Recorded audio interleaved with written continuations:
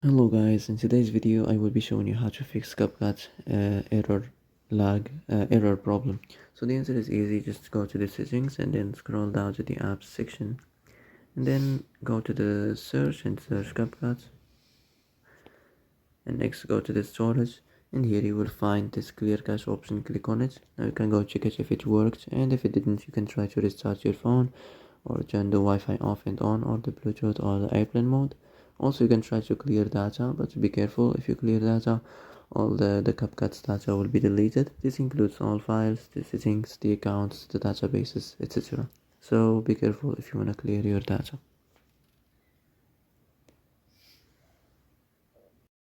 Oh, that's it for today's video. I hope this is the answer you've been looking for. If you like this video, don't forget to like and subscribe. And that's it. See you in the next video.